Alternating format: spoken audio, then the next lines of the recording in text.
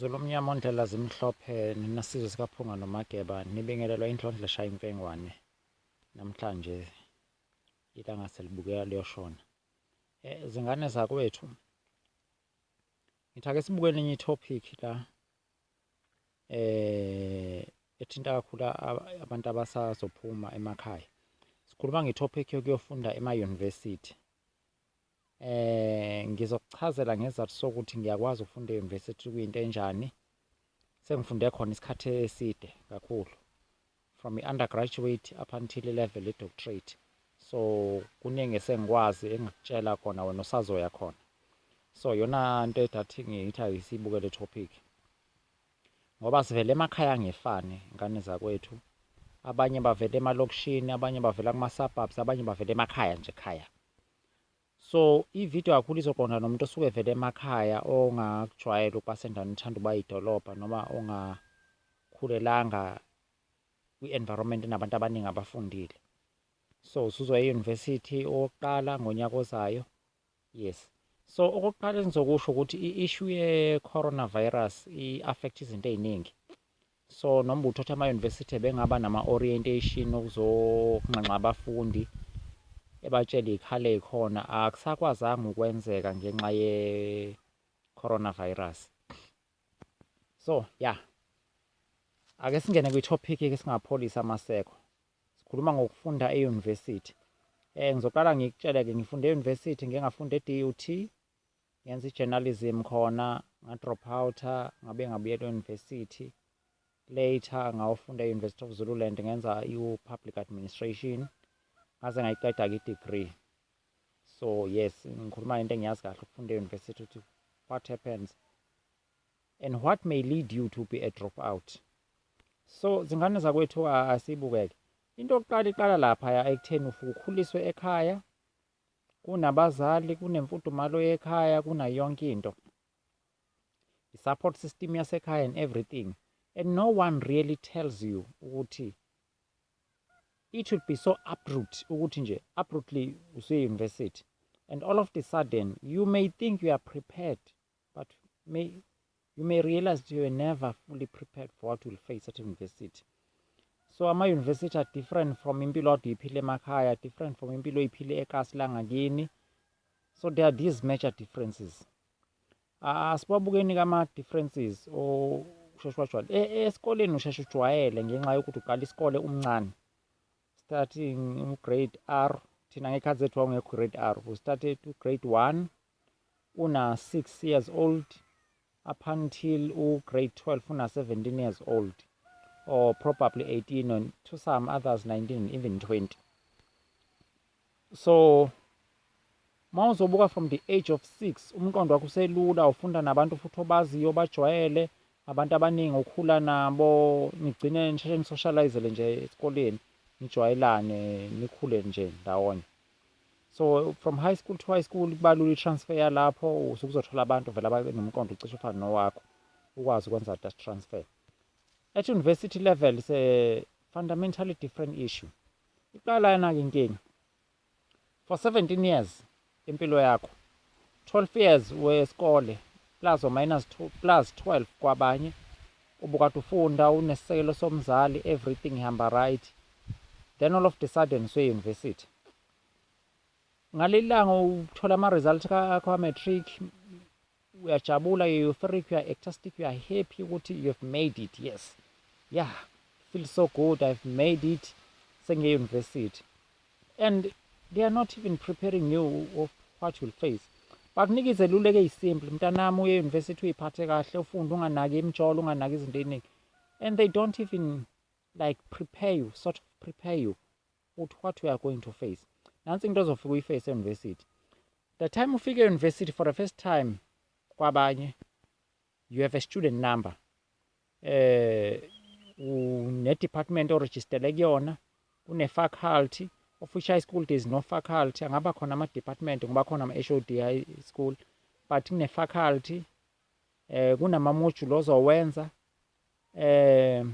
kunama-lecturer, kuno-dean, kuno-professor, and there is vice chancellor or actor as a principal we-university.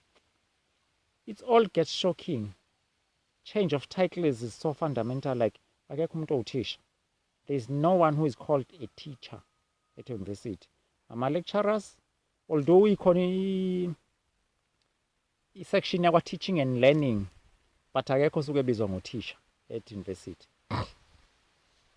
Kunama-office inqwaba kuyaqala kuyadida. I-admin building yase-high school ne-admin building yase-university kwehluke like day and night. Mawazi umahluko between day and night, you know it. So sithatheni-ke ingane zakwethu okuzoqala kwehlele. I-university i-attract abantu abaningi kakhulu. So njengoba baningi abantu, for the first time you're exposed kubantu abaningi, uzositholile isikhala, you are registered, and then the very first thing ezoqala ikushaye noma ezoqala ibe umahluko. Let's assume ukuthi uthole i-residence ngaphakathi e-university. Uno-roommate eningahlobene futhi eningazani naye. Nizoqala ukwazana la. Maybe kwesinye isikhathi u-roommate wakho anifunde ngishona ne-course efanayo. Nenza ama-courses awu-2 ahlukene. At times u-roommate wakho ungaphambili kwakho ngokufunda. So usuno-roommate. That's the very first thing. So umuntu enivela endaweni ezimbili ezihlukene. Uvela wena kwaMashu, and you have a roommate ovela eMatimatolo, or roommate ovela eGoli, all the stuff.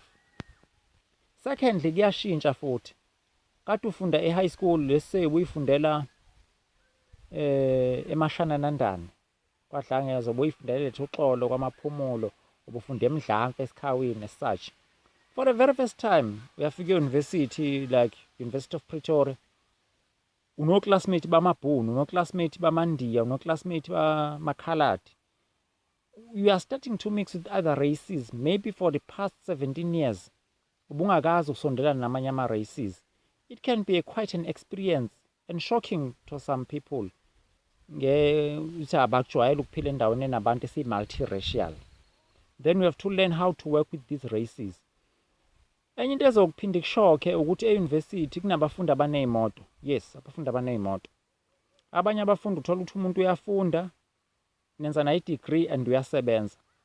So uma ungakujwayele lokho, it can be a quite shocking thing. So unomfundi osebenzayo owenza i-degree mhlawumbe sekuyesibili ayenza noma esithathu. Uyasebenza uhamba ngemoto. And uhamba ngemoto enhle mhlawumbe ukudlula ngisho lecturer ekufundisayo. Fika umfundi uhamba nge-Audi A1, fika umfundi uhamba nge-Audi A4, fika umfundi uhamba nge-Jeep, fika umfundi uhamba nge-Range Rover Evoque, fika umfundi uhamba nge-Audi Q7. These are the things ozoyifica e-university kade ungakazi ube exposed kuzona e-high school. Sithathe nokunye-ke. The larger classes. Ama-class e-university bakwethu makhulu. You'll find that i-lecture hall ikwazi ukufaka abafundi abawu-300. Yes. So when ujwayele e-high school abe kuthiwa i-class makuthiwa likhulu nje bawu-60, 70. No, that's not big. As per university standards. Ufika i-class lilayisha 300. Mani layisho leli class nibawu-300. Thola mhlawumbe nenza ama-degree ahlukene. Mhlawumbe ama-degree anizowafunda kuleli class nililodwa awu-4. Angikulinganisele like njengakuthina senza i-public admin. I-economics i-class lilayisha cishe close to 300. Kubantu esasifunda nabo i-economics, kwakukhona ababefunda i-economics bevela kwa-public admin, economics ibona iy'phathi yakwa-public admin, kube khona abafunda i-economics bevela kwa-business management, kube khona abafunda i-economics bavela kwa-economics, kube khona abafunda i-economics bevela kwa-agriculture, kube khona abafunda i-economics bevela kwa-development studies. So you see, ama-degree ahlukene kwi-module eyodwa. It does happen at university level. So you cannot assume ukuthi umuntu manifunda naye so nezinto eyodwa. No. So it can be shocking to you. And the other thing ephinde yenzeke ema-university is that when esikoleni sakho there was i-SCO. Yes, i-SCO ukuthi bonke abafundi abakholwayo bangakulela klasi bayodumisa khona kune-SCO. At university level there is no such thing as i-SCO. Kunama-societies ahlukene. Abafundi abasonta eLuthela bane-society yabo, basonta bona bodwa ngokobuluthela, abasonta ePostoli bane-society yabo, abasonta esheshi kanjalo, iy'nkonzo ihlukene. So for the first time uzoqala ube exposed to abantu abanama-ideas ahlukile kwawakho, nahlukile kule nto kade uyibona kwi-SCO high school. So it can be another shocking experience. And the other thing ebibe khona ngoba ngithe ama-class makhulu, it's possible khonto eyenzakalayo which is very much there at university ukuthi ube ne-degree erejistwe kwenye i-department, njengakuthina i-degree yethu ayirejistwe kwa-public administration, but sasinama-modules esasiwalanda kwamanye ama-department.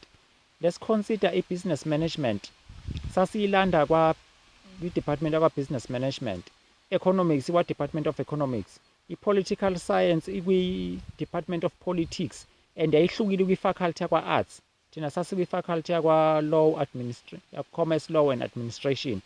So you can see ukuthi ziyaqala kuyahluka manje. Suyabona ukuthi ngine-module engiyilanda kuleya faculty engale, ngine-module engiyilanda kuleya department engale. So ngenxa yokuthi nibaningi kwi-module, i-lecturer liyenzeka linifundisa unyaka wonke kodwa linganazi ngamagama. How is that so? Ngoba nibaningi. There is no lecturer engakwazi ukumemorize amagama abantu about 300 elibafundisa maybe for that semester kuphela bangasiza ubuya for i-second semester. E-university ingane zakwethu i-module okade uyenza nge-first semester, nge-second semester sesekwenye i-module, so ingasakho related to i-first module, i-first semester module. Ake ngilinganise, ngesikhathi senza i-business management ye-first semester, ubhala i-exam yakhona, and leyo exam iyi-final exam. Once you are done, usuqedile nge-business management ye-first semester, usungena kwi-business management ye-second semester, bekusarevise into owazenza nge-first semester, kuyaqhutshekwa. So if umuntu ungayibambanga, awuyibambanga nje njalo. So ake sithi-ke university kuyenzeka ufeyile i-module nge-first semester. Leyo module uma uyifeyilile mntakababa, uzobuya uzoyiphinda nge-first semester ngonyaka olandelayo. Yes, kuba kanjalo. Awukwazi ukuqeda i-degree unama-module owafeyilile, afuna uziwaphase. So e-high school days ukhondondo uyakwazi ukudluliswa, but at university level ayikho lonto. You are there, you'll be stuck there kuleyo module uziyiphase. Kuyenzeka umuntu ayifeyile i-module aze awaqeda wonke ama-module e-degree yakhe, kusale le module eyodwa ayifeyilile, abe azoyiphinda futhi yona yodwa. Universities don't care ngalonto, uyayifunda. Kodwa makwenzekile say uthema ubhala kwi-exam, ama-marks akhe agcine sethi 40 to 49, bayakunikeza i-chance lokuthi ubhale i-re-exam, depending of course kuma-university. Kodwa i-university engiyona iyanikeza i-chance lokuthi write i-re-exam then uphumeke. Uma uphase i-re-exam, nakhona i-re-exam awuyiphasi ngo-100, iphasa ngo-50%. I-lecturer malekela makala afika ku-50 la uthola khona 50 liyama, noma ungathi uthole 96 kwi-exam, kodwa i-system izo-reverta back lento ibu-50 ngoba sekuyi-re-exam. Uma kwenzeka i-module lokhu uyifeyile uzofinyelele mhlawumbe uyiphase uyithola u-40 49, uzofinyelele unyaka wokugcina, uyabuza obhala i-special exam, sibhala ngabo-January. And this is one thing engemnandi mngana uzobhala i-exam yakho wedwa, bangasekho abangani ade ufunda nabo nabantu bajwayele. Yes, ezinye izinto ezenzakalayo. So sibuyele laphana-ke, e-university uzifumana usune-access to ama-resources okade ungenawo. Like all of the sudden usune-laptop, NSFAS sekuthenga i-laptop, university ine-Wi-Fi, there is unlimited Wi-Fi access. Ila uqala khona-ke abanye abantu behlele ukutadisha ngoba sezoqala liba lokudownloada ama-movie, liba lokudownloada umculo, all the stuff.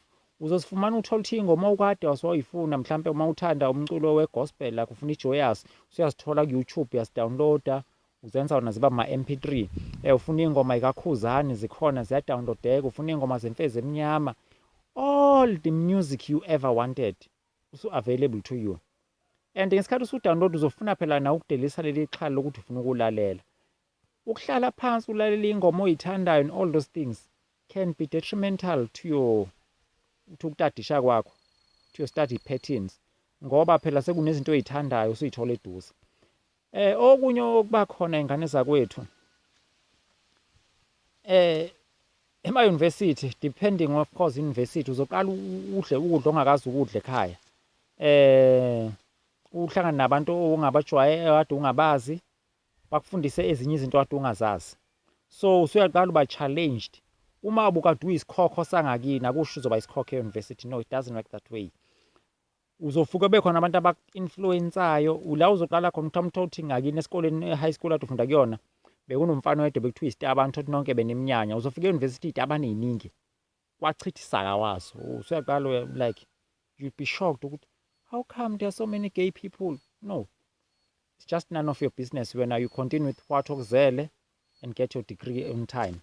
Bese kuba enye into ebakhona ema-university ngeyokuthi kuba nama-student political movements like high school wena bengakutshela ngesaso amanye ama-high school awanayo nanesaso leyo but at university level you start kunesasko ka-ANC kunesadesmo yenkatha kune-nasmo ye-NFP kune-EFSC ye-EFF kunedaso ye-DA. So there are so many student political movements akhona phakathi e-university onke subscribe to ama-ideologies e-motherboard okungaba yi-ANC, i-DA, i-EFF, i-BLF depending on by associated nayiphi political party.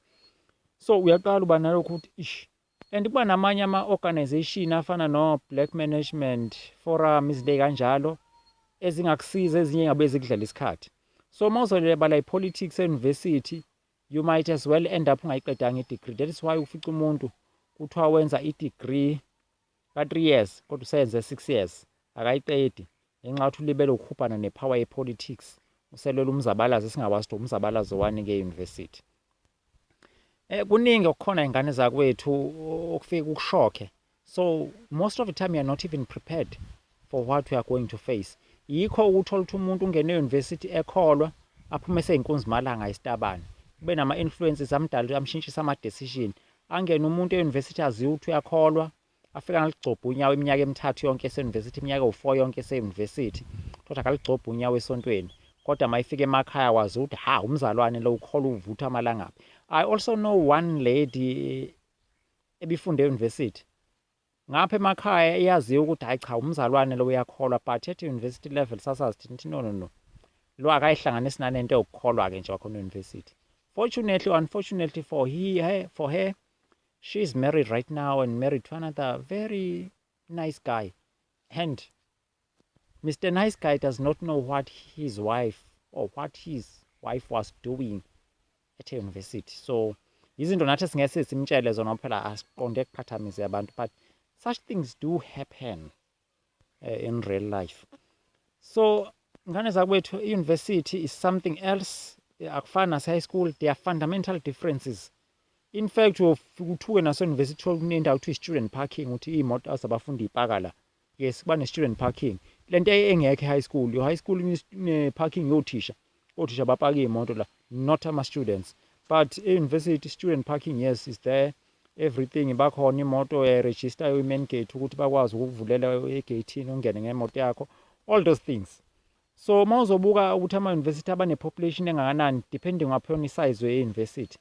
Like I once visited University of Pretoria last year, whereby I was informed by one of the lecturers there ukuthi roughly University of Pretoria has 50,000 students full-time and 40,000 students part-time.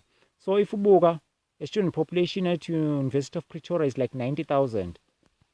So you are never prepared uzohlala endaweni nakho e-concentrate abantu aba like 90,000.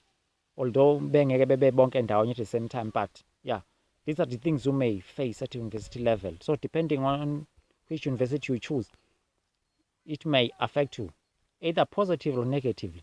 Bese kuba enye into eyenzeka futhi ema-university ukubona umuntu ehambe e-university ezacile elingana nami, Indlondlo shaya imfengu manje uba ngiyizacele nje. Ya, Indlondlo vele phela kayikhuluphali, imamba ayikhuluphali, inhlwathi ebekankulu. So ulingane nemamba kodwa ubuye lapha usulingana nenhlwathi. So kuthiwa hayi ukufunda e-university kumthandile uba nokhuluphela. Not exactly. Kuyenzeka kube ukuthi umuntu laphana usepick up ama-wrong eating habits. Like ukuthi uhlale ebhizi kakhulu ngomsebenzi wesikole, uhlale umxinile, usedla ama-noodles, ukudla kwe-tin stuff, all those things. Lokhu ukudla okungekho that much healthy. Bese yaqala ka-gain weight. And once you gain weight, it's another story to lose that weight. So yeah, izinto ey'khona ema-university. Ngane zakwethu uma uye e-university focus on what okuzele, ukhohlwe ongakuzelanga, uzokwazi ukuthola i-degree yakho on time. Utshelwa umuntu oyithola i-degree yakhe on time, ngafocus kwengangikuzele ngayike ngakuzelanga, I was able to get my degree on time. Siyabonga ingane zakwethu. Le video isharisha nabanye abazwa ema-university usubscribe kule channel, ushaye ulike, uyisharishe nabanye, ubatshele ukuthi nayo Indlondlo ishaya imfengwane ikutshela ngokuthi how life can go at university. Thank you.